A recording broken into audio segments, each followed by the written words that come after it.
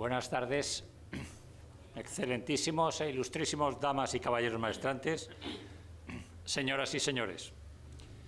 Cerramos hoy nuestro 8º ciclo de conferencias de la Real Maestranza de Caballería de Valencia, que bajo el título Valencia y Nápoles en la Europa del siglo XV hemos venido celebrando. Iniciamos el ciclo el pasado día 7 con la ponencia de don José Enrique Ruiz Domènech sobre su particular y atractivo enfoque de El mundo de Tirant lo Blanc, la caballería y la cultura caballeresca en el siglo XV. Continuamos con don Eduardo Mira y El Toisón de Oro, Geopolítica y Pactos de Honor. Exposición encuadrada en una visión global, social, cultural e histórica del siglo XV. Don Arturo Zaragoza Catalán nos impartirá hoy la conferencia de clausura y a quien queremos encarecidamente agradecerle desde esta Real Maestranza que aceptara nuestra invitación. Su ponencia, Memorias olvidadas, imágenes de la escultura gótica valenciana, gracias. Recoge el reflejo arquitectónico de este periodo histórico para Valencia.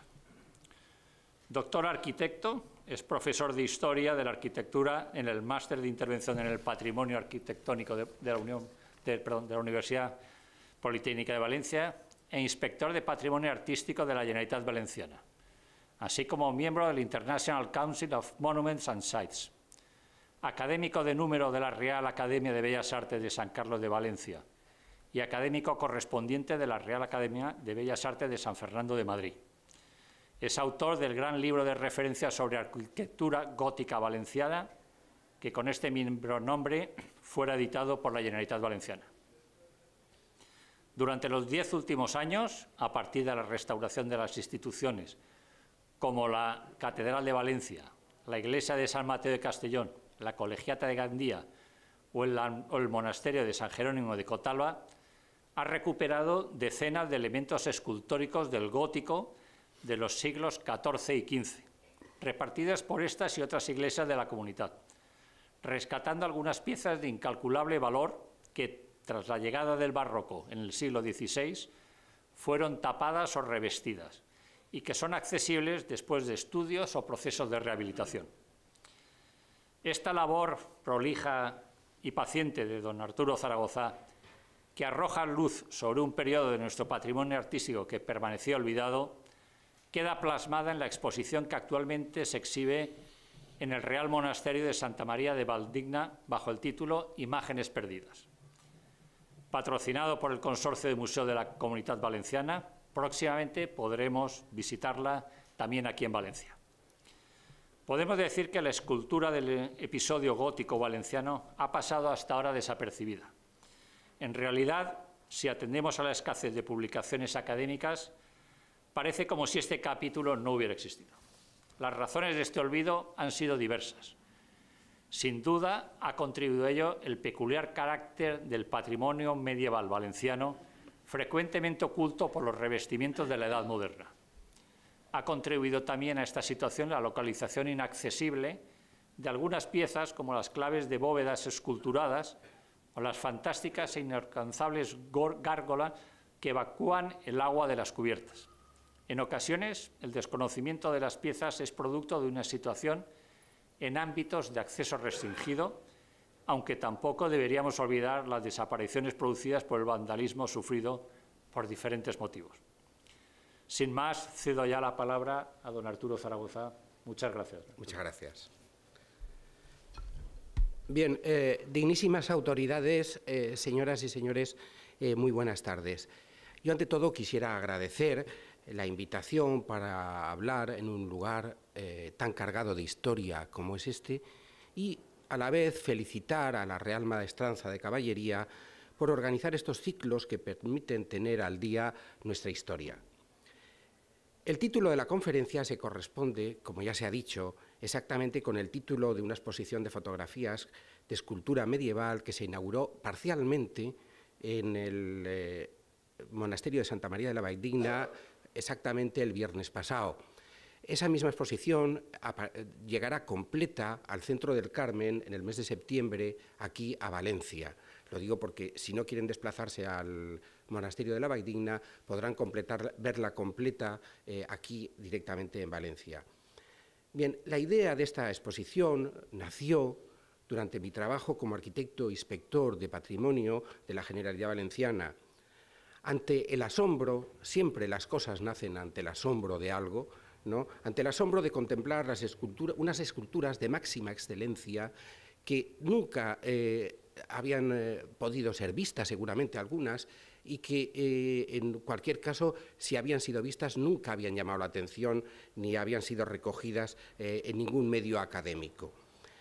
A partir de estas esculturas, que se veían ciertamente en lugares difíciles de acceder, como es una clave de bóveda, como es una gárgola, o como es cualquier elemento, una imposta que está en un lugar alto, me di cuenta, vimos también en la inspección de monumentos, que no solamente eran estos casos, sino que también muchas veces había lugares de difícil acceso, en sacristías, en edificios de difícil localización, cosas muy importantes que jamás se habían considerado dentro de un capítulo de arte valenciano que podría ser la escultura medieval.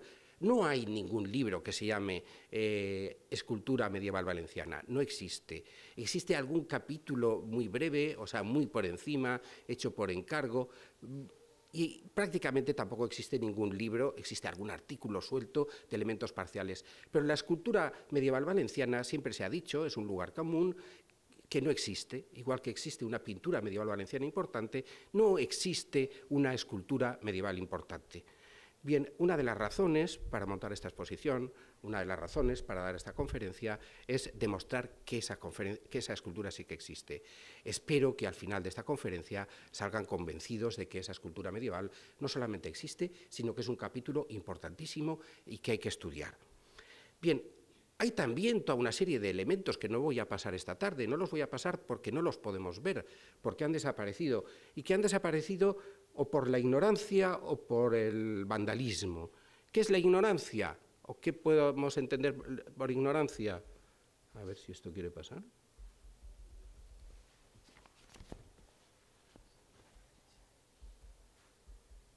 Sí.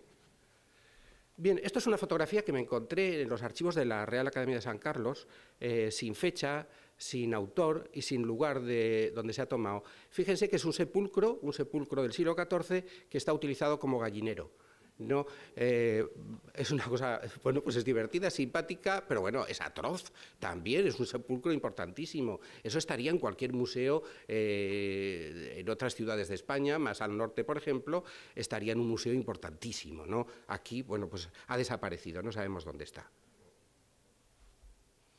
Bien, aquí hay 4 imágenes, es una lástima que las veamos así tan pequeñas, importantísimas. Son 4 piezas caudales de la escultura, yo ya no diría valenciana, sino española, europea, de finales del siglo XV. La primera es el Dios Padre de la portada de la iglesia del Aseo de Gandía, la segunda es el San Jaime de la iglesia de Santiago de Orihuela, la tercera es un San Juan de la iglesia homónima, de Morella, una pieza fantástica que la conocemos por una fotografía que ha salido hace poco, y la cuarta es el San Mateo, del gran retablo de San Mateo, que se reutilizó en un retablo renacentista, pero que es una pieza de finales del XV. Son 4 piezas fantásticas, que las conocemos solo por fotografías. El vandalismo es una cosa que existe, es una enfermedad de la humanidad, la tuvieron los bizantinos, la tuvieron los romanos. Esta mañana nos hemos despertado con un nuevo episodio de esto. Bueno, pues resulta que los últimos vándalos pues están en Siria, ¿no? Lo sabemos todos. Aquí los tuvimos en el 36, ¿no? Y bueno, pues estos son unas piezas que no volveremos a ver, porque una fotografía no nos da más que una idea de lo que hubo. Y tenemos piezas paralelas que luego veremos. Recuerden la primera de todas, el Dios Padre de la portada de Gandía. Está hecha por el mismo autor, el mismo grandísimo escultor de las esculturas de Cotalba, ¿no? Las esculturas de Cotalba, más o menos estropeadas, se mantienen, se han conservado. De esto no conservamos más que la fotografía. Bien, aparte de dar a conocer la escultura medieval valenciana, de decir que existe, hay otras razones para esta exposición y, por lo tanto, para esta conferencia. Demostrar que hay otra Edad Media de esa que nos han bombardeado la cabeza y que tenemos en la cabeza. Es una Edad Media en la que la gente tenía sentimientos, afectos, pasiones, y exactamente como nosotros, ¿no? Estamos pensando siempre, por las películas que vemos, ese Juego de Tronos que está ahora de moda, pues que eran, bueno, gente que vivía fatal y que además, o sea, las paredes parece que las hacían con la piedra vista para rascarse si les molestaba algo. O sea, los muros estaban pintados, les gustaba la belleza, les gustaba el interés, etcétera. Eran unas personas que vivían en un mundo más cercano del que nos creemos, un mundo con unos inventos más próximos que los que creemos. Por ejemplo, cosas que yo, o sea, tengo encima de la mesa, ¿no? Las gafas. Las gafas es un invento que se produce en la Toscana hacia 1380. El reloj mecánico. El reloj mecánico es también de esta época, es del siglo XIV. El primer reloj mecánico que hay en Valencia se pone muy cerca de aquí, en la catedral. El primero que hay en Valencia y el primero que hay en España. El papel. No, otra cosa que tengo aquí encima. El papel llega a Europa prácticamente con la conquista cristiana de Valencia y entra por Játiva. Estamos en un país muy moderno, con cosas muy modernas, y somos herederos de la gente que está haciendo estos inventos. Y ya verán en las caras, voy a poner ya algún rostro, porque fíjense, estos dos rostros son de 1280 aproximadamente. Se supone que han pasado 50 años desde la conquista de Valencia. Que esos 50 años de la conquista de Valencia, aquí están todos, bueno, pues esto sería la guerra.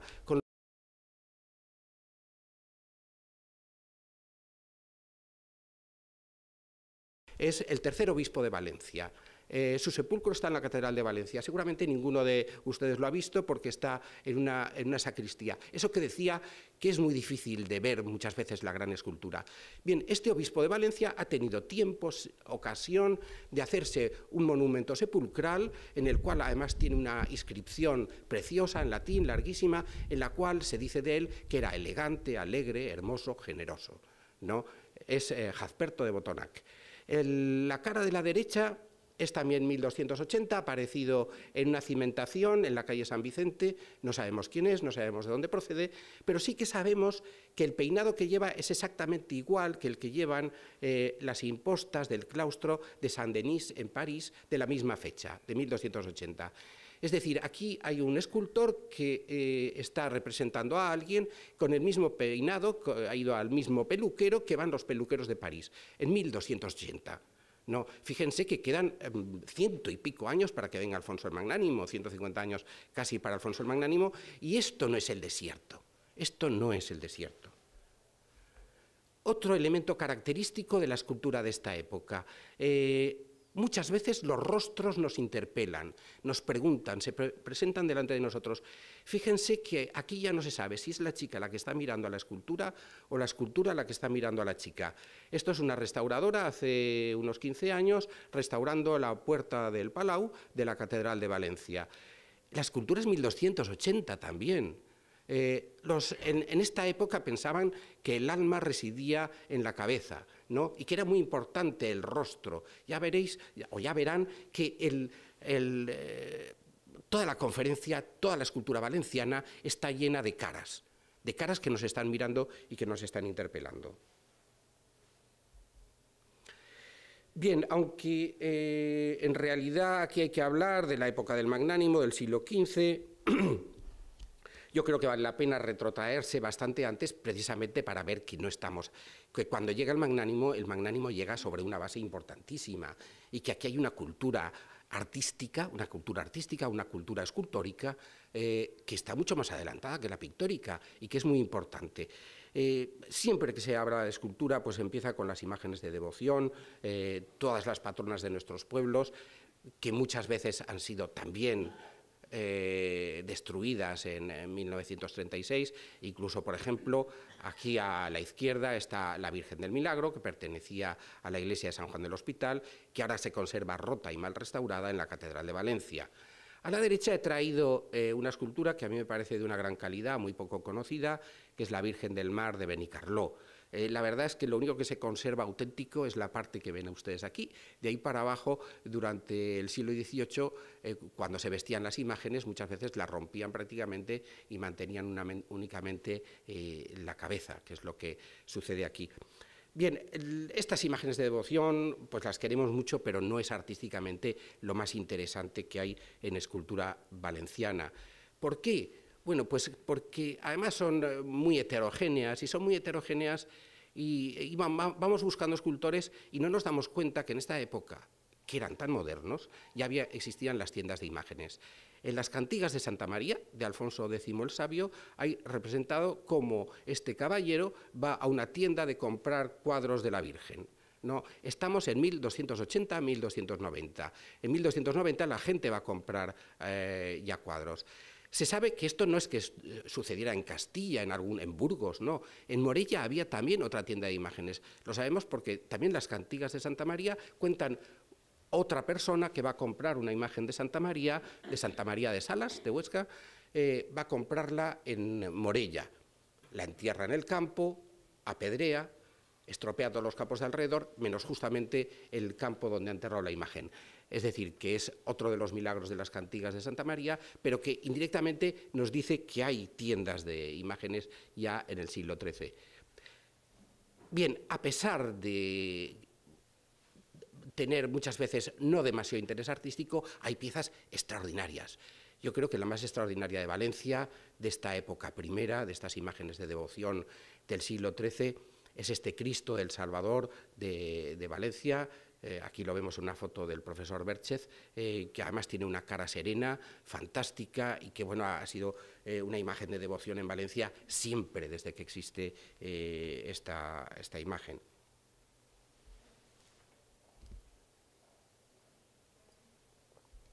Bien, el primer taller estable que hay en Valencia, los talleres de escultura van siempre ligados a los talleres de arquitectura, a los obradores, ¿no?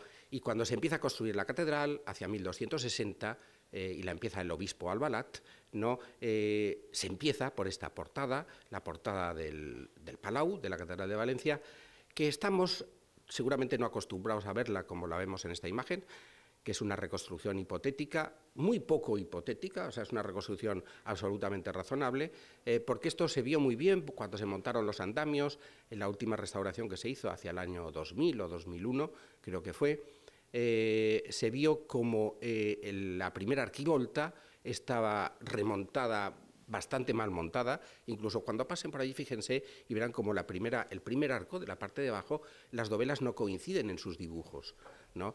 Bien, pues eso es así porque también se sabe documentalmente que esa primera arquivolta en realidad eran dos arcos que habían y que había una columna central que eliminó el patriarca Rivera en el siglo XVI. Eso se sabe documentalmente.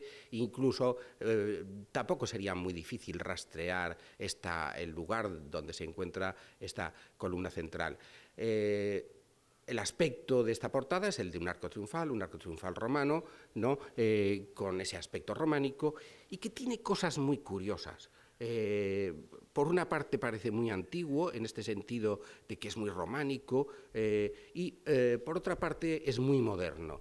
Por ejemplo, en una de las arquivoltas aparece este ángel, es un ángel turiferario, es decir, un ángel que está incensando la parte central de la portada, que seguramente pues, habría una imagen, y que tiene por la parte de arriba unas arquitecturas como muy antiguas, con arcos de herradura, es decir, una cosa que remite a cosas casi visigodas, prerrománicas, ¿no? Eso por una parte. Y por otra parte, las impostas, como esa que veíamos de la chica que se estaba restaurando, esta que se ve a la izquierda, pues vemos también otro señor que va vestido a la moda de París, ¿no? Y que es absolutamente naturalista. Una cosa no cuadra con la otra. En las otras portadas románicas no pasa esto. Seguramente Valencia es un lugar muy heterogéneo, en lo cual se han reunido gente de todas partes, han venido escultores de todas partes, y los resultados pues tienen esa heterogeneidad, ¿no? Bien, se pudieron fotografiar desde cerca estas cabezas de los míticos pobladores que habían venido a Valencia. Seguramente no son tan míticos pobladores como son donantes para obras de la catedral, y eso permitió que el año pasado, solamente en el año 2014, cuando se encontró la imagen que vamos a ver luego más despacio a la derecha, pues se viera que son del mismo escultor, evidentemente. O sea, no tenemos ningún documento que lo avale, pero sí nos ponemos a estudiar cómo están resueltos los ojos, la mirada, cómo están resueltos los labios, etcétera. Dices, pues son los mismos. ¿Cuál es la imagen de la derecha? Una imagen interesantísima que la podemos llamar la Virgen del Niño con el aguilucho de la Catedral de Valencia. Si han pasado, que supongo que habrán pasado todos ustedes a la capilla del Santo Cáliz, y si no, la próxima vez que pasen, cuando vayan por el pasillo, miran hacia arriba del todo. Y entonces ahí hay un rosetón ciego, y en aquel rosetón ciego está esta imagen. Desde abajo apenas se ve, ¿no? Esto se ha podido fotografiar, evidentemente, solamente desde el andamio, ¿no? Y cuando se ve desde el andamio, pues se ve una imagen, que evidentemente pues también es 1280, que es la imagen más antigua de la Virgen que hay en la Catedral de Valencia, sin ninguna duda, ¿no? Perteneciente propiamente a la catedral. Habrá alguna imagen de devoción que puede ser coetánea, pero que hecha por un escultor para la Catedral de Valencia, y en la Catedral de Valencia es la más antigua. Está rodeada por dos ángeles turiferarios que están incensando a la imagen, y el niño, fíjense, curiosamente, he puesto un detalle en la parte de arriba, lleva un aguilucho. Yo recuerdo que cuando subí allá arriba estuve hablando con gente de la catedral y me dijeron, no, Arturo, imposible, eso no puede ser, eso es el Espíritu Santo. Digo, mira, un Espíritu Santo con garras y pico, digo, a mí no me cuadra. Digo, el Espíritu Santo con seguridad que no es, ¿no? Dice, pues será el águila de San Juan. Digo, el águila de San Juan, digo, no viene a cuento de nada en esta historia. Y entonces aquí en Valencia sí que hay unos aguiluchos no muy diferentes de estos, no volando, evidentemente, están en la iglesia de San Juan del Hospital, en la capilla de Santa Bárbara, y son los aguiluchos Hohenstaufen, ¿no?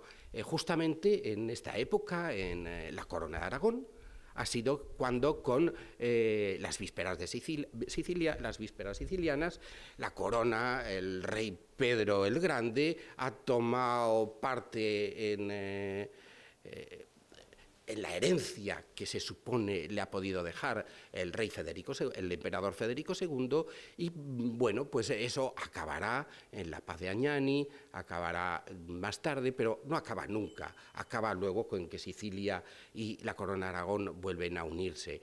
Valencia a finales del siglo XIII está llena de sicilianos, ¿no? Está llena de sicilianos y bueno, hay algún testigo por aquí heredero de esta historia, ¿no? No sería demasiado extraño, bueno, pues que esta referencia al emperador apareciera en la portada de la Catedral de Valencia. Tampoco sería nada extraño que con esto seguramente ha permanecido muy a la vista hasta el siglo XVIII, y con la entrada de los Borbones esta Virgen se haya visto un tanto sospechosa, y no se puede eliminar una imagen de la Virgen de la Catedral de Valencia, que seguramente ha tenido devoción, pero sí se ha podido subir a un sitio lejano que no se vea demasiado cerca y que no sea sospechoso.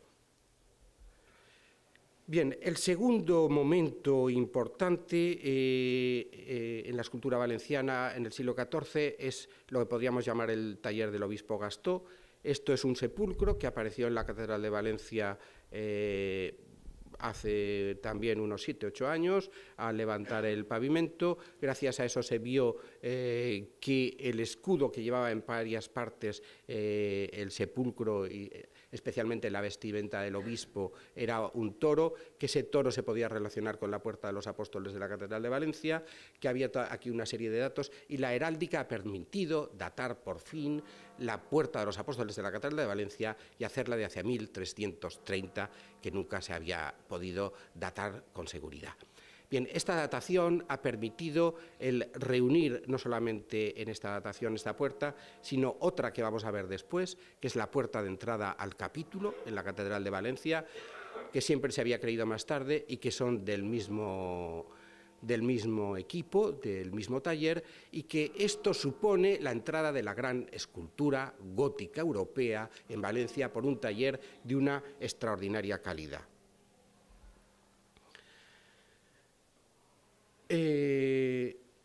Creo que no he dicho antes que otro de los objetivos de esta exposición, otro de los objetivos de esta conferencia es recuperar la mirada medieval, La mirada medieval no es la mirada que nosotros tenemos. La mirada medieval, en la Edad Media, no tiene el bombardeo de imágenes que tenemos nosotros en la televisión, yendo por la calle, con los periódicos, en todas partes donde entramos hay imágenes que nos están bombardeando. En la Edad Media son mucho menores. Las ven de otra forma. Los objetos escultóricos son mucho más pequeños, los miran con mucha más atención. Son muy importantes las festividades y el momento en que esa imagen se inaugura y el momento en que esa imagen se coloca, la fiesta que transcurre, etcétera. La mirada de la persona, del sacerdote, la mirada de Dios, la mirada del poderoso, siempre a través de la cual muchas veces se ve.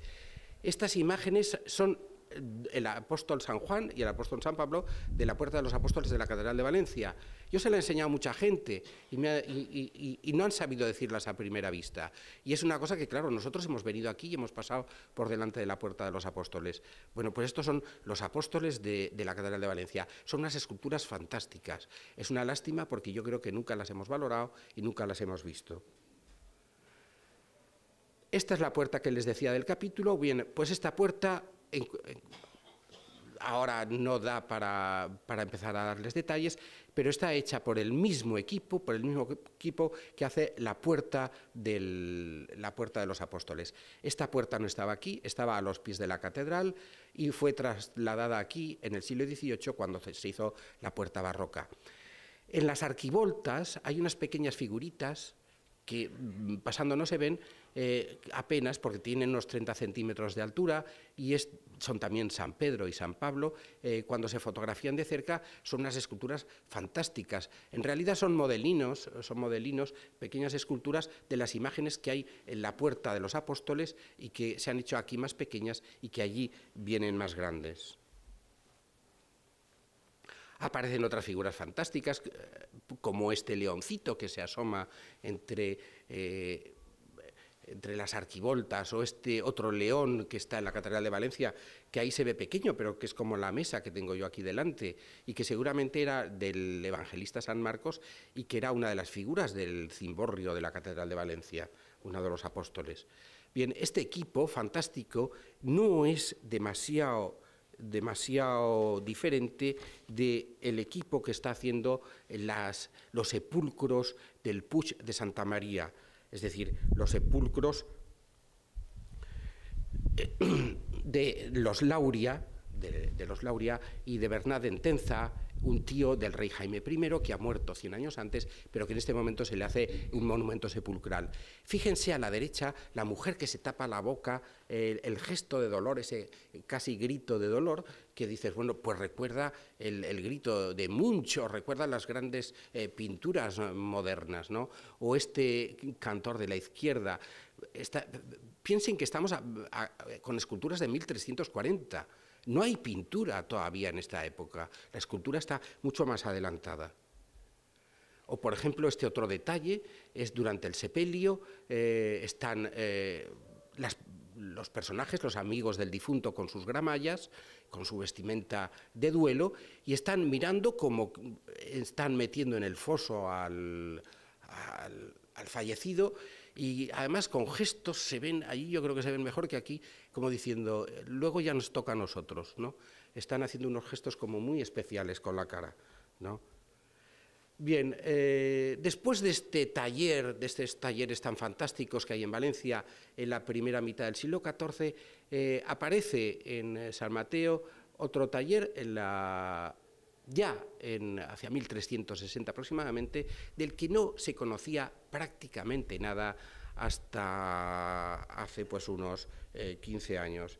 Si a las cosas se le pueden poner fecha, que yo creo que nunca se le pueden poner fecha, pero aquí voy a atreverme a ponérsela, pues la fecha sería el 11 de marzo del 2004, el día de los atentados de Atocha.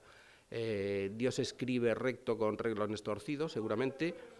Ese día iba yo en el tren con destino a Barcelona, llegué a Barcelona junto con otros colegas de la Consellería de Cultura y cuando llegamos allí estaba todo cerrado, todos los centros oficiales cerrados, había habido el atentado de Atocha y bueno, pues nosotros teníamos un programa ocupadísimo para todo el día y no teníamos tren de vuelta hasta el día siguiente, ¿no? Yo no tenía absolutamente nada que hacer y estaba todo cerrado, porque creo que habían cerrado también los cines, ¿no? O solamente estaban abiertos los museos y las iglesias, ¿no? Y a mí se me ocurrió ir al Museo Nacional de Arte de Cataluña. Y paseando por la parte de medieval, vi un retablo de piedra que allí lo tenían localizado. Estaban en la duda de que si era de Gerona o era de Lérida. A mí me pareció una cosa muy familiar y pedí unas fotografías. Bueno, cuando volví aquí, a los pocos días me llamaron de una iglesia de Castellón, de Canet lo Roig, que habían aparecido unos fragmentos de escultura, ¿no? La historia es mucho más larga, la voy a abreviar, pero bueno, dio la casualidad que se me ocurrió juntar las fotografías con las esculturas que habían aparecido y resultó que eran fragmentos del mismo retablo. A partir de formar este retablo de Canet lo Roig, yo llamé allí al Museo Nacional de Arte de Cataluña, hablé con una conservadora, Rosa María Manote, y le dije, mira, Rosa, me ocurre esto, me parece una locura, no puede ser, y te mando el Photoshop que he hecho. Fuimos allí, lo montamos. Bueno, al día siguiente cambiaron el título ahora es el retablo de Canet lo Roig, ¿no? Ya no es el retablo de San Miguel de otros sitios, ¿no? Y bueno, pues cuando volvimos, empezaron a hacerse una serie de restauraciones en otras iglesias del Maestrazgo. Y bueno, pues una fue en San Mateo. En San Mateo encontramos 3 retablos directamente. Uno fue en la iglesia arciprestal, que había restos perdidos, no se sabía de dónde, y bueno, pues era uno de la iglesia arciprestal, que lo pudimos localizar en el sitio. Otro en la iglesia de San Pedro. En el que ven aquí a la izquierda es el retablo de la Trinidad, el que ven a la derecha es el retablo de Canet lo Roig del Museo Nacional de Arte de Cataluña, y bien, ya vamos por 7 retablos, por lo menos 2 cruces de término, una de la cual está en Valencia, es decir, este taller hace también cruces de piedra para la ciudad de Valencia, es un taller importante, ¿no? Y bueno, pues es otro capítulo que de repente aparece que no existía, ¿no? No existía. Y bien, aquí hay unas esculturas maravillosas que las voy a pasar muy a prisa. Son muy pequeñas en la realidad. Cuando vayan a lo mejor se desaniman por verlas tan pequeñas, pero es la mirada medieval. Fíjense cómo los afectos en esta pareja, que además están emparejadas las figuras, ¿no? O sea, esta chica tan simpática que está sonriendo, el caballero con sus barbas, ¿no? Bien, o estos señores que, bueno, han debido comer muy bien y están absolutamente satisfechos, ¿no? Pues están en uno de esos retablos, ¿no? O, por ejemplo, aquí que vemos casi el misticismo de este dominico, ¿no? No son las únicas piezas que hay, pero yo las encuentro fantásticas y dices, bueno, ¿cómo hemos podido vivir tanto tiempo sin saber que existía este capítulo tan maravilloso de arte valenciano? O este señor, que es un político, este se llama Llopis, le hemos encontrado la pista, pertenecía a otro retablo, es un caballero de Montesa, comendador de Peñíscola, y da dinero para construir la iglesia de Santo Domingo de San Mateo, y se ha encontrado allí, en un retablo precisamente que estaba dedicado también a San Miguel. Con unos gestos fantásticos, fíjense este cazador de una escena del milagro del Gargano, aquella de la crucifixión de San Pedro, esos gestos que no encontramos en la pintura hasta muchísimo después, ¿no? Y luego un detalle muy curioso, fíjense que esto es uno de los gabletes del retablo, aquí está una Virgen Anunciada, y si nos pusiéramos a repasar la historia del arte, veríamos que eso es directamente Simone Martini. Estamos ante una escuela sienesa. La relación que hay entre San Mateo y el Maestrazgo con Italia en esos momentos es importantísimo. Se ha llegado a decir que los telares de Florencia se habrían parado en el siglo XIV sin la lana que llegaba del Maestrazgo.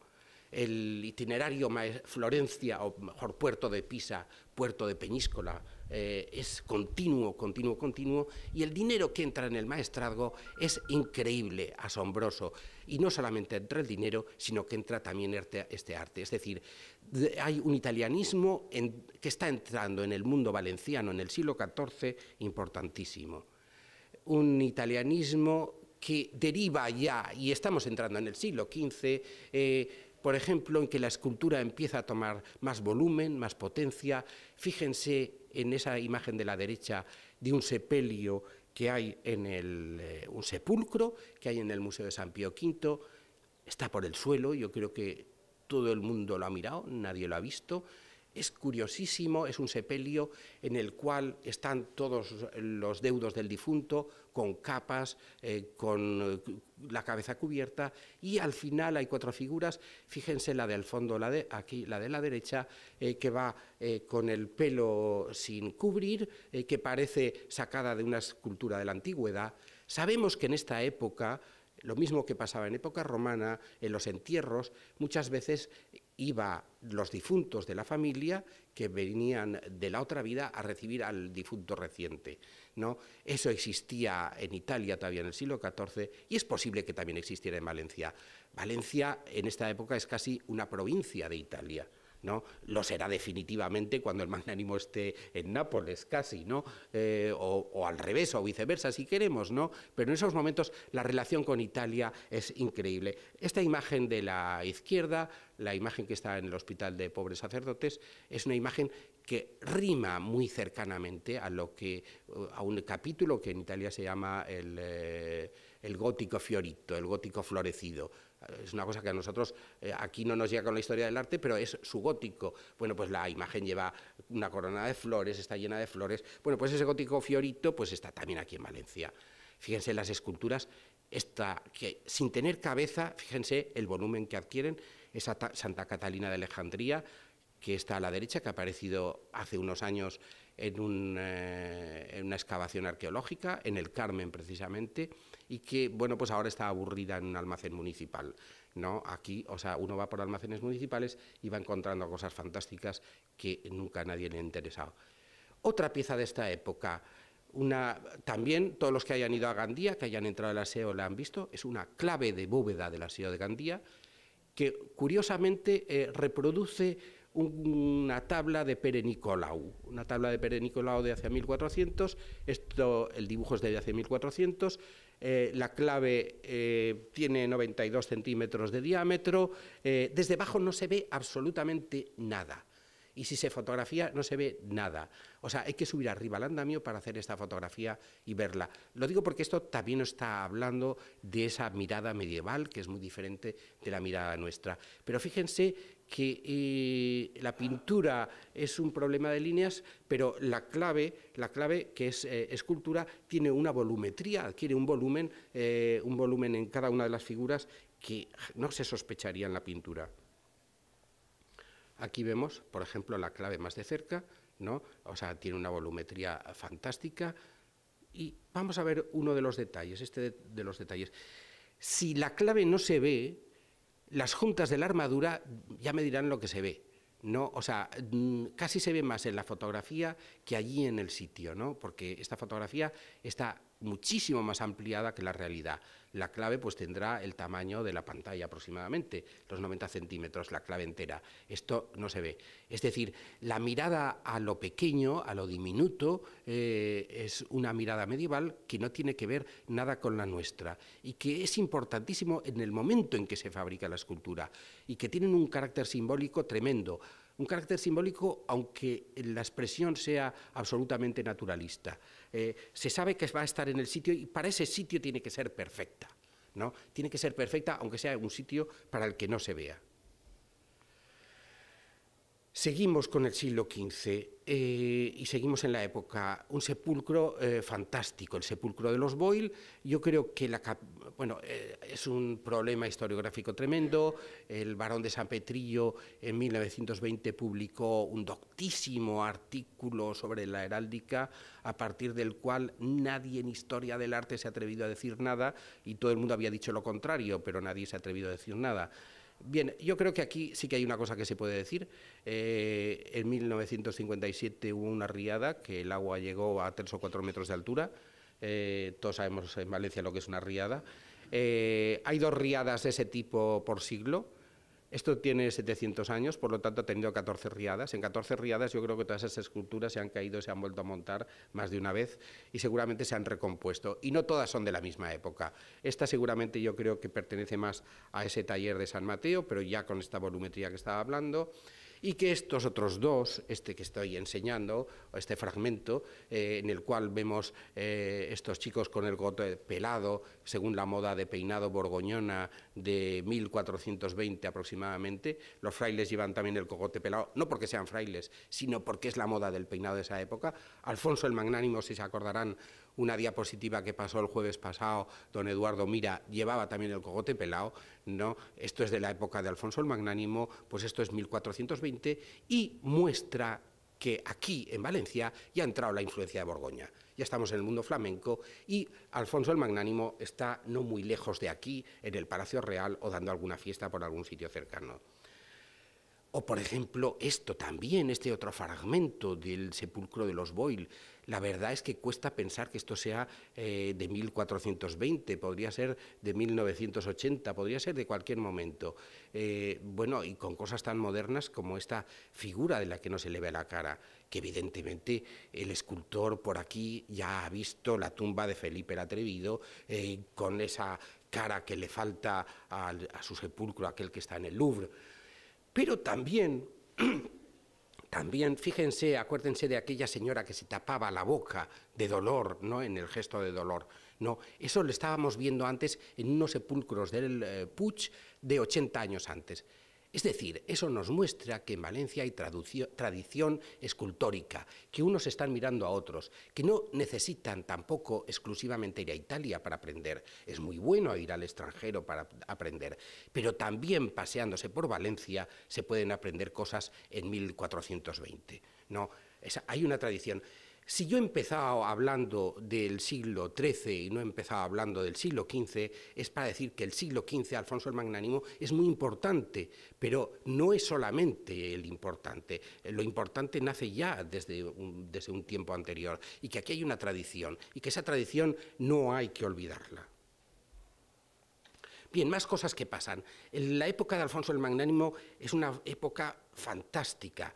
Fantástica porque en Valencia está pasando de todo. Por ejemplo, viene un escultor que se llama Giuliano Florentí, en la documentación, Julián el Florentino, y hace los bajorrelieves de la fachada del trascoro de la Catedral de Valencia, que ahora es el retablo del Santo Cáliz. Solo los bajorrelieves. Estos bajorrelieves son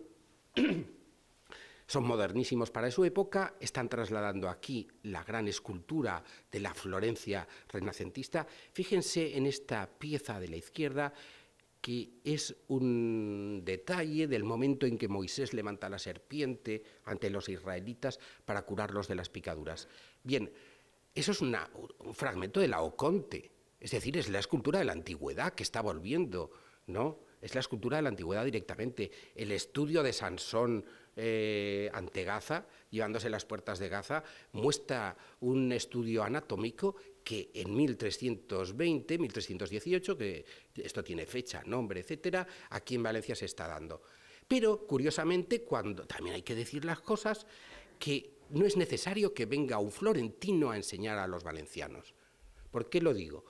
Porque desde unos años antes, se están haciendo también otras esculturas fantásticas, de las que las más conocidas son el techo de la Sada Dorada de la ciudad de Valencia, en la cual aquí vemos una sirena, pues que nos parece, son unas figuras que seguramente vienen de las fiestas, de las entradas reales que se hacen en la ciudad de Valencia, de las fiestas del Corpus, que se hacen muchas figuras que se van paseando y que luego se hacen también con papel maché, con yesos, etcétera. Eso de alguna forma pasa, con esa experimentación tan peculiar de nuestras tierras, pasa a hacer un techo originalísimo técnicamente, que es el techo de la Sala Dorada, que ahora se conserva en el Consulado del Mar, en la Lonja de Valencia.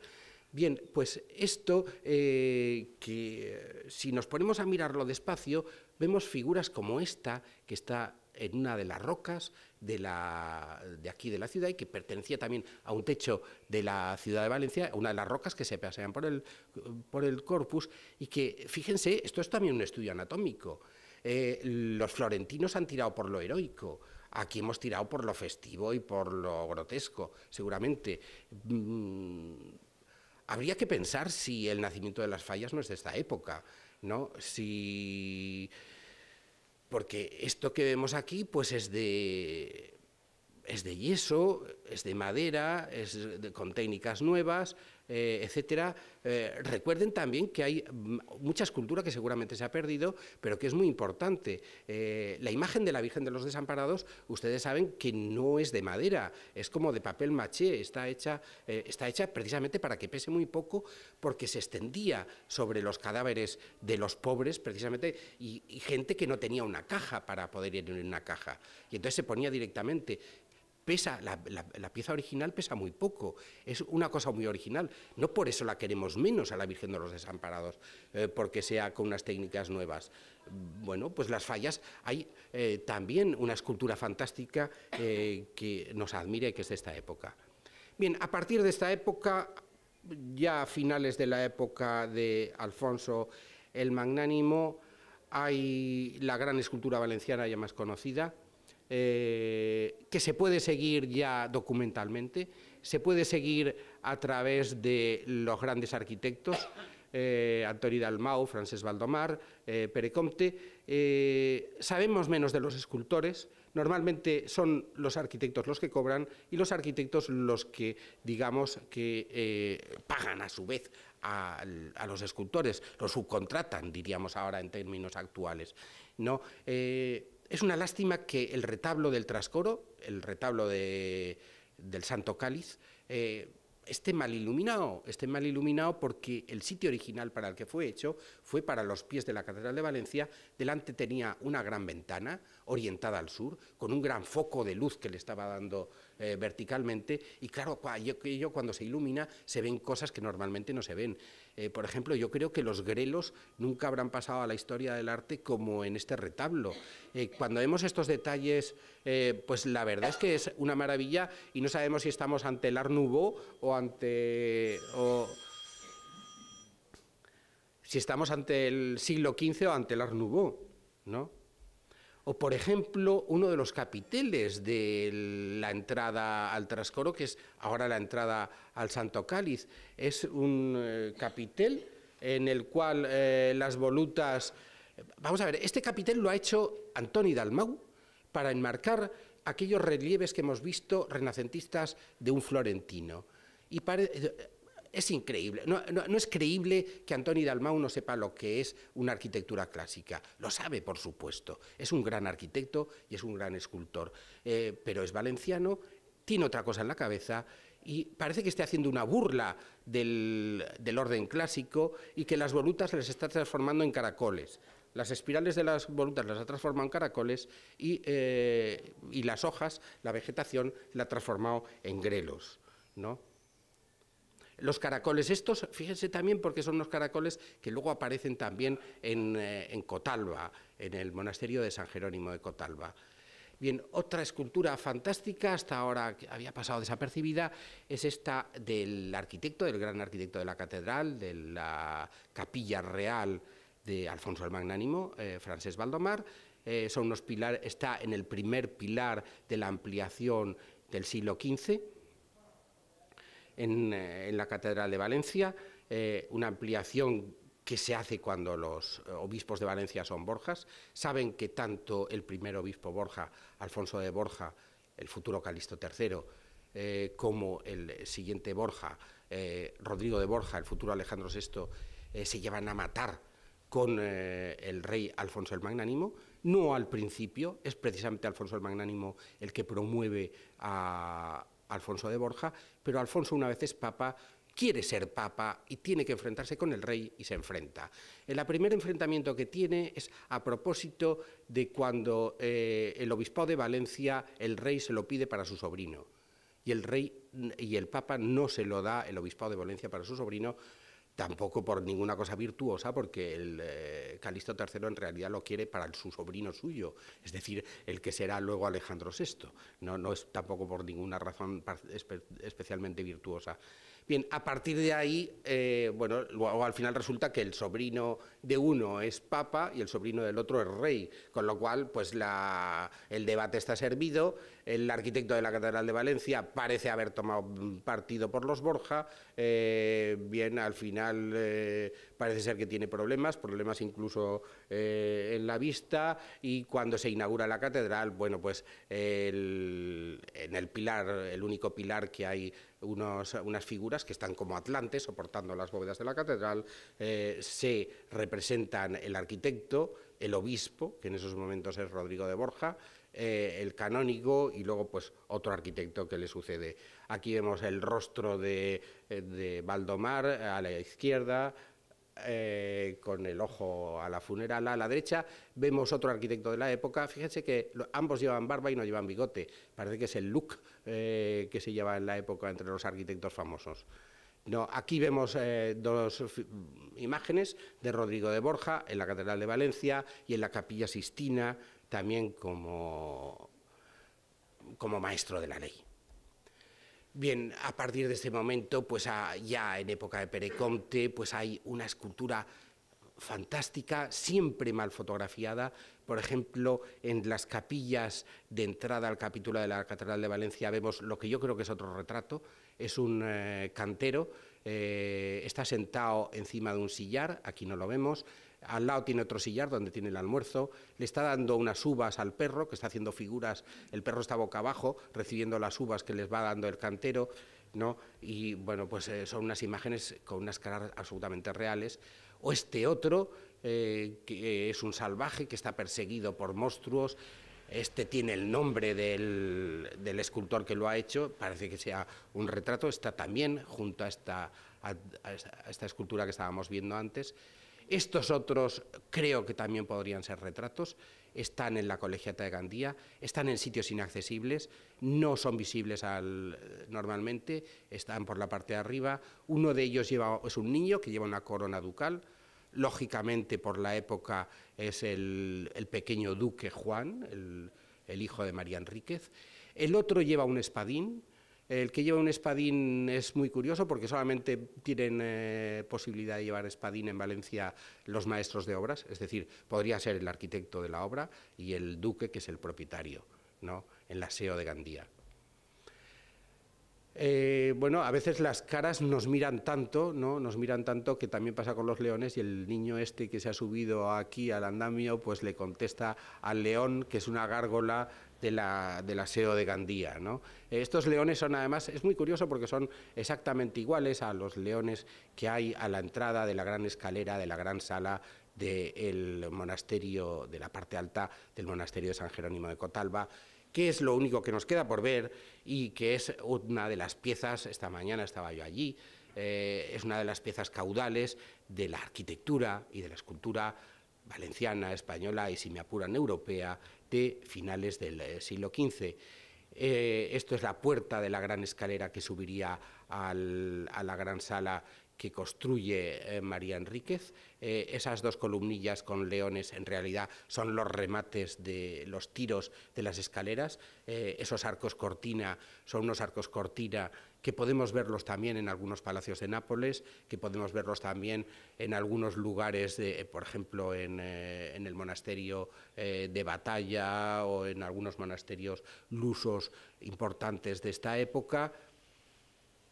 Y bueno, pues es un lugar importantísimo. Si nos fijáramos en los detalles, son muy similares a las cosas que hemos visto de Gandía, de la Catedral de Valencia, y que hace estos talleres de escultura que trabajan para Pere Comte, y que yo creo que el taller que trabaja para los Borja, tanto Francesc Baldomar como Pere Comte, parecen haber sido arquitectos que trabajan casi especialmente para los Borjas ellos. Todas las obras de los Borja las hacen ellos, y el mejor taller de escultura que tienen, el mejor escultor que tienen, siempre trabaja para ellos.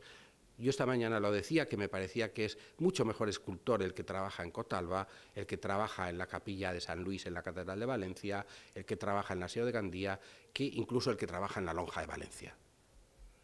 Estos son otros detalles de la SEO de Gandía. Fíjense en esa parte superior geométrica complejísima que remite a los nervios entorchados que hay en la parte de arriba y que juegan, se engarzan con la factura naturalista de la parte de abajo. Eso de unir la escultura naturalista con la escultura geométrica es una particular característica de la arquitectura-escultura valenciana de finales del siglo XV y especialmente de la obra de Pere Comte. Bien, llegamos al ala este del claustro alto del monasterio San Jerónimo de Cotalba, que yo creo que habría que llamarla la sala de las Arma Christi. Las Arma Christi son los instrumentos de la Pasión del Señor. Creo que en esta casa se puede entender muy bien, en esta casa de la Real Maestranza de Caballería, no este título, o sea, las armas de Cristo con los que ha conquistado el mundo, ¿no? Sus instrumentos no son estas panoplias que vemos por aquí, sino que son esos instrumentos de la Pasión, pues la cruz,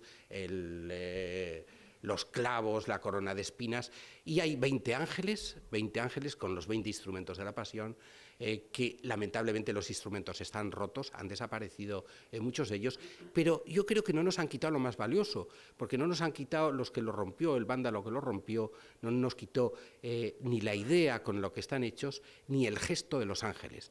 Los ángeles tienen un gesto de tristeza limitada, a la vez que de sabiendo que se está haciendo lo que se está haciendo. Los vestidos son todos increíbles, fantásticos, bellísimos, y yo creo que es una obra para verla muy despacio. Hay que felicitar a la familia, la excelente conservación, ¿no? Un amigo me decía, dice, pero Arturo, ¿cómo estás diciendo eso si se ve hasta alguna telaraña? Digo, pues mira, que por favor que no la quiten.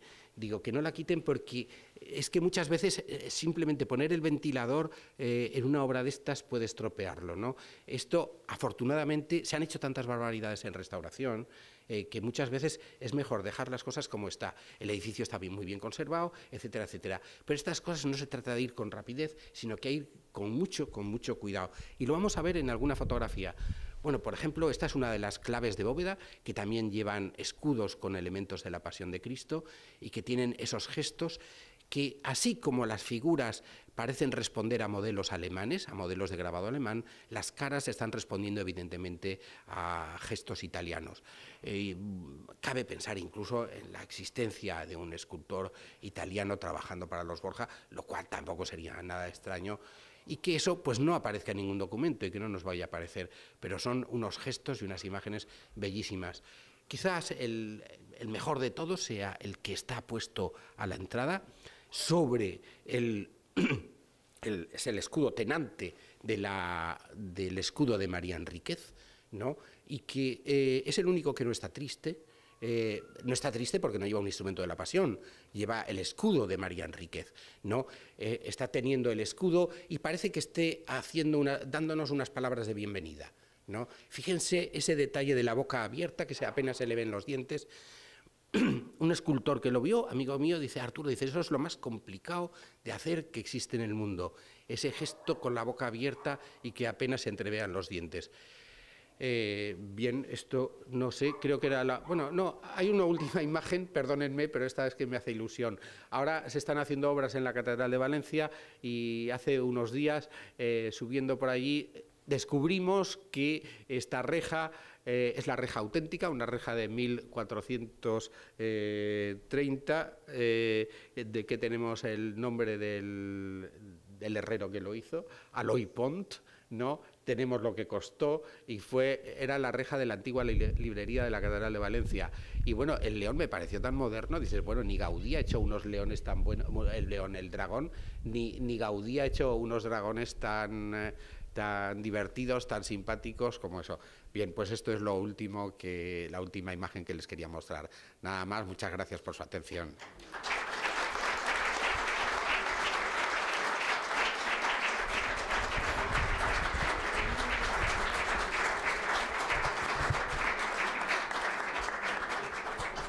Muchas gracias. Realmente nos ha descubierto parte de nuestra cultura que desconocíamos y se lo queremos agradecer. Vamos a abrir ahora, si quieren, un pequeño debate o ruego de preguntas.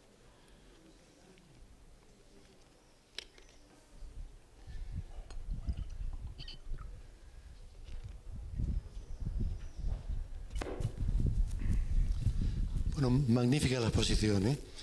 Y bueno, yo quería, todas las figuras estas que salen, pues están muy bien hechas, ¿no? Pues yo me imagino que alguna vez se le rompería una nariz o un dedo o algo haciendo la escultura. ¿Tenía algún remedio o no era frecuente que se les estropeara haciendo esas imágenes? Bueno, la mayoría de las imágenes romanas, las narices se pueden sacar y meter. Bueno, eso son cosas que hacen los escultores, ¿no? También depende del tamaño. Yo aquí he pasado fotografías muy pequeñas, imágenes muy pequeñas de 20, 30 centímetros, pero a un tamaño muchísimo mayor. Esas las narices las llevan. Pero a propósito de eso, sí que quiero decir una cosa. Esta imagen tiene la nariz rota. Bien, normalmente una imagen con la nariz rota se ve mal. Esta yo no la veo nada mal. O sea, yo dudaría de si reponerle la nariz. Se ve perfectamente, queda fantástica. Yo cuando digo que esto está hecho por un grandísimo escultor y que es una de las obras maestras de finales del siglo XV, es porque sigue funcionando sin nariz.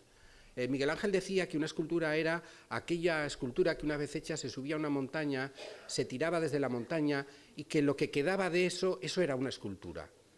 Bien, lo que ha quedado después de los vándalos, aquí es la escultura. Cuando yo digo que no habría que restaurarla, es que queda fantástica. Dices, por favor, que no le ponga la nariz, por favor, ¿no? O por lo menos yo quiero tener la foto de antes. No, vamos, el encontrar narices rotas es frecuente, sí. Y yo creo que he pasado más de una, o sea, varias, sí. Sí. Estaba esculpiendo algo, ¿qué hacía? Se puede pegar. ¿Lo pegaban ellos? Sí, lo pegaban ellos, sí. Y bueno, y se puede hacer un corte, y juntarlo. Es un problema de estereotomía. Sí, vamos, dentro de un orden de lo que son las cosas. Pero bueno, los escultores eso lo saben hacer fantásticamente, ¿eh?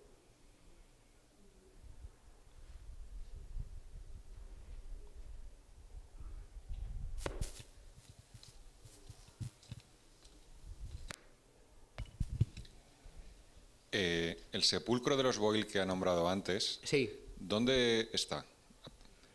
El sepulcro de los Boyle en la sala capitular del convento de Santo Domingo. Igual lo he dicho mal. No, es que no he dicho dónde estaba. Lo que quería preguntarle es, lo que ha comentado sobre el Barón de San Petrillo, la heráldica, Sí. etcétera, ¿puede hacer una exposición corta de toda esta problemática? Sí, vamos a ver, yo he escrito una cosa hace poco y lo llamo el problema del sepulcro de los Boyle, ¿no?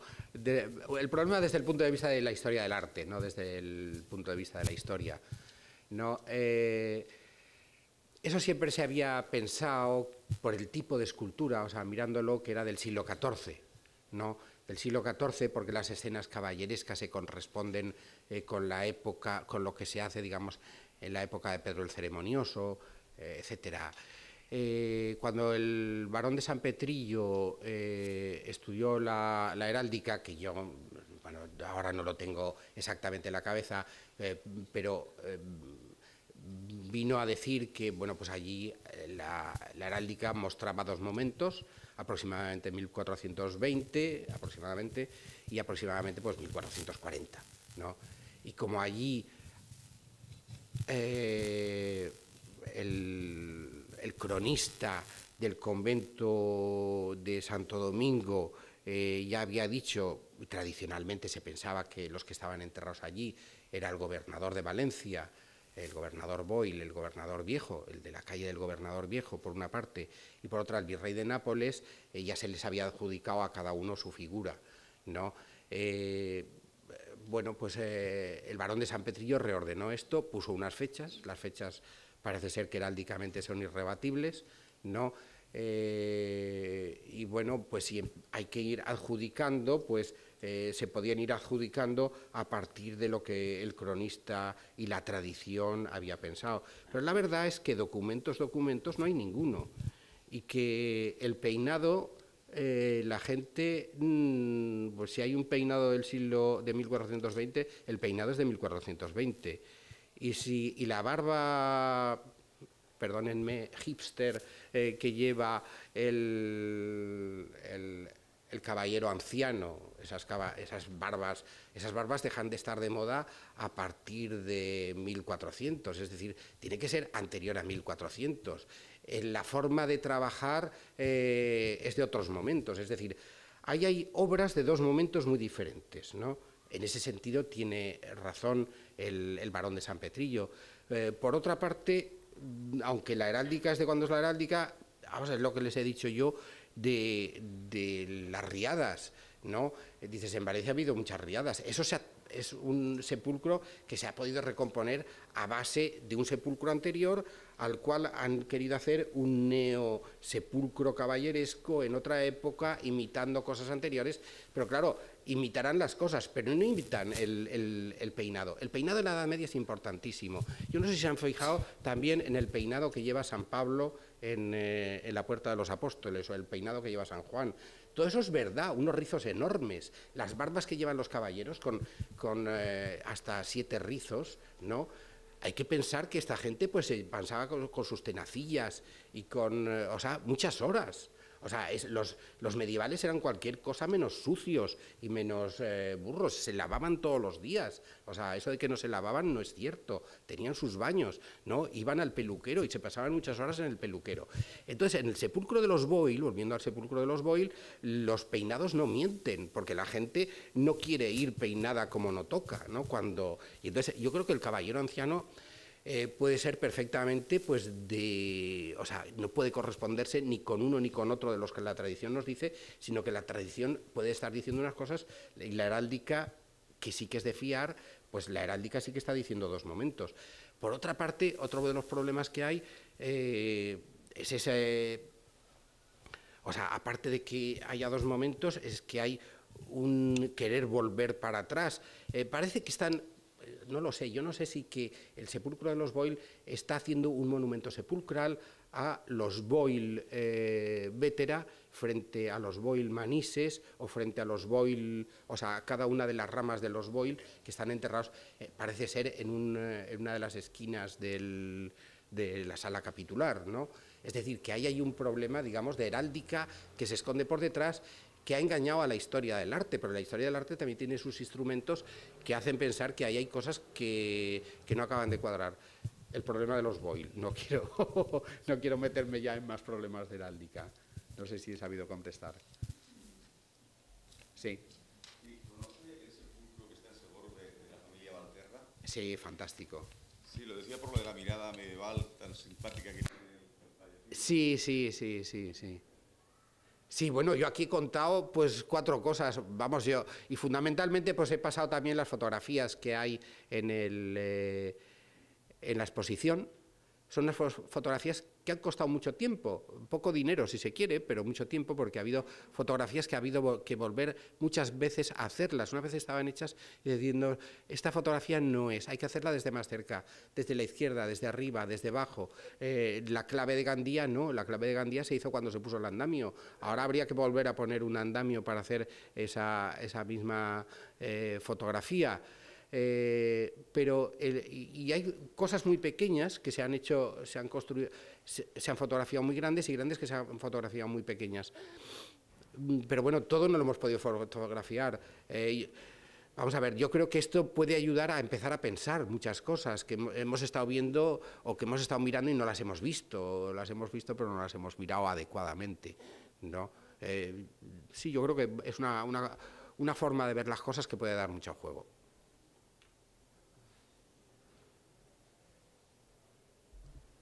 ¿Alguna pregunta más para el ponente? Bien. Bueno, entonces no me queda más que agradecerles a todos ustedes por su asistencia a este 8º ciclo, cuyo contenido creo que nos ha satisfecho a todos. Bajo el paraguas del título Valencia y Nápoles en la Europa del siglo XV, hemos pretendido mirar este siglo desde 3 enfoques diferentes. Uno, el mundo de la cultura caballeresca, la idealización del mismo y su reflejo sobre la vida cotidiana, y sobre la literatura, de ahí el tema saca de Tirando Blanc. Por otra parte, una visión más global, europea, mundial, con relaciones históricas, económicas, que ha recogido la parte del Toisón de Oro con sus pactos de honor a nivel mundial. Y por último, la presentación, la ponencia que nos ha hecho don Arturo sobre los reflejos, sobre la escultura gótica y valenciana en este siglo XV. También quiero agradecer a todos los ponentes por su valiosa y desinteresada colaboración, lo cual saben que les agradecemos enormemente y le vuelvo a reiterar nuestras gracias. Antes de terminar, por último, me gustaría trasladarle que en esta Real Maestranza estamos desarrollando nuestra página web y dentro de su contenido es nuestra intención, sujeta a las autorizaciones pertinentes de los ponentes, de que todas las conferencias que dispongamos grabadas, que son la mayoría de ellas, estén disponibles en ella, como vehículo para difundir la cultura, de forma que los interesados puedan acceder de forma fácil en el momento en que lo deseen escuchar o reescuchar a ellas. Ya, para terminar, les esperamos a todos el próximo año en el nuevo ciclo de conferencia, en las tradicionales, los jueves de la maestranza. Muchas gracias si me a todos. Permites. Sí quería añadir una cosa. Bueno, parece que lo haya hecho yo todo y la verdad es que aquí ha habido 3 fotógrafos geniales, fantásticos. El profesor Joaquín Berchez. Digo profesor y no digo fotógrafo porque es un catedrático de Historia del Arte que en vez de escribir últimamente produce imágenes. Pero son unas imágenes tan definitivas que a veces, o sea, no necesitan nada para escribir. Por ejemplo, eran suyas las de los apóstoles, de la Puerta de los Apóstoles. ¿No? Otro es Carlos Martínez, es un genio de la lámpara que sabe hacer fotografías imposibles, no como por ejemplo estas que les he mostrado de Francesc Baldomar. Todos hemos pasado por la Catedral de Valencia, nadie las había visto. No, si no es por Carlos Martínez, esas fotos no hubieran podido hacerse. Yo creo que ni con andamio. Y el otro es Mateo Gamón, que también ha sabido retratar esa cosa poética del momento, ese clasicista que hay en Valencia hacia 1400. Y bueno, pues es que me quería acordar de ellos y también de alguna persona que incluso está aquí presente, como por ejemplo el académico Sánchez Fortas, que pues prestó algunas fotografías, digamos, de esas vandálicas, ¿no? Como por ejemplo el Santiago de Orihuela, que si no fuera por él no tendríamos la fotografía siquiera. Pues nada, muchas gracias. Efectivamente, hemos centrado nuestro agradecimiento en los ponentes, pero obviamente detrás hay una cantidad ingente de colaboradores, de profesores, de científicos, de voluntarios que trabajamos para que todo esto salga. Muchas gracias. Muy bien.